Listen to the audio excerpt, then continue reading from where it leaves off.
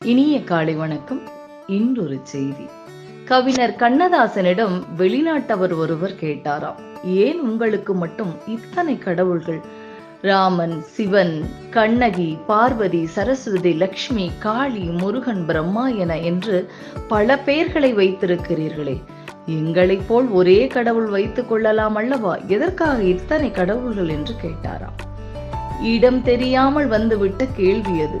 மலையை சிறு ஊசியால் பெயர்க்க முயல்கிறார் அவர். இதற்கு மிக பொறுமையாக பதில் சொல்ல ஆரம்பித்தார் கண்ணதாசன்.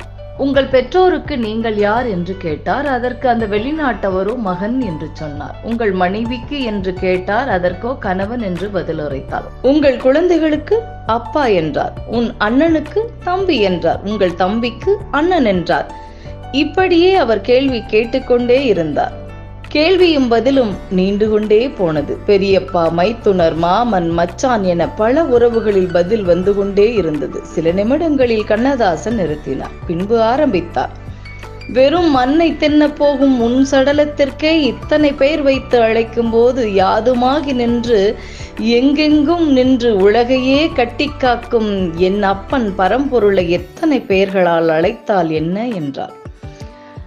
அவன் எதற்கும் அடங்காதவன், எதற்குள்ளும் இருப்பவன். உன்னுள்ளும் இருப்பான், என்னுள்ளும் இருப்பான். உன்னை அழைத்தாலும் அவனே, என்னை அழைத்தாலும் அவனே என முத்தாய்ப்பாக முடித்தார்.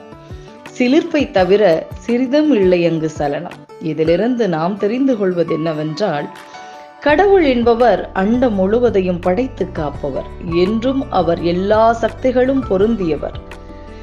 பிறப்பு, இறப்பு, இரவு, பகல், இன்பம், துன்பம் போன்ற வாழ்வியல் தொடர்புடைய அனைத்தையும் கடந்து நிற்கும் ஏகாந்த மறைபொருள் நிலையை கொண்டவர். அவரே கடவுள். அவருக்கு எத்தனை சொரூபங்களும் எத்தனை பெயர்களும் இருந்தாலும் அத்தனையும் ஆகச் சிறந்ததே. உங்கள் எண்ணத்திலே அவனை நிலைநிறுத்துங்கள் என்று சொல்லி இந்த நாள் உங்களுக்கு மிகச்சிறப்பான நாளாக அமைய என் வாழ்த்துக்கள்.